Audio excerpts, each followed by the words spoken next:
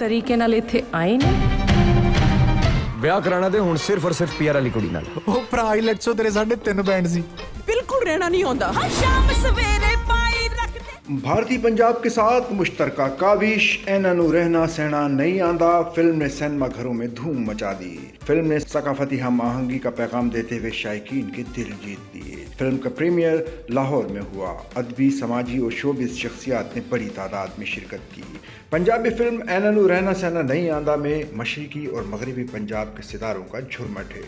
मुश्तरका सकाफत और जज्बे से भरपूर फिल्म के मरकजी किरदारों में मारूफ मेज़बान, एंकर और अदाकार इमरान अशरफ, नासिर चनियोटी और भारतीय अदाकारों ने बेमिसाल अदाकारी की। फिल्म का प्रीमियर लाहौर में एम्पोरियम मॉल यूनिवर्सल सिनेमा में एक शानदार तकरीब में हुआ।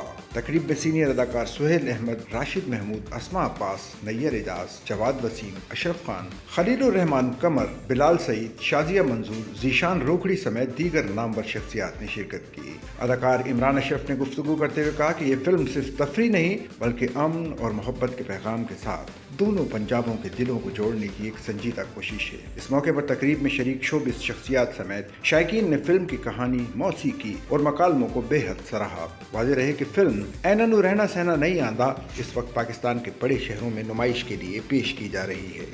सच्चल न्यूज़ नेटवर्क की वीडियोस में खुश आमदेद। नाजरीन, वीडियो से मुतालिक अपनी कीमती राय का इजहार कमेंट बॉक्स में ज़रूर करें और चैनल को सब्सक्राइब करें।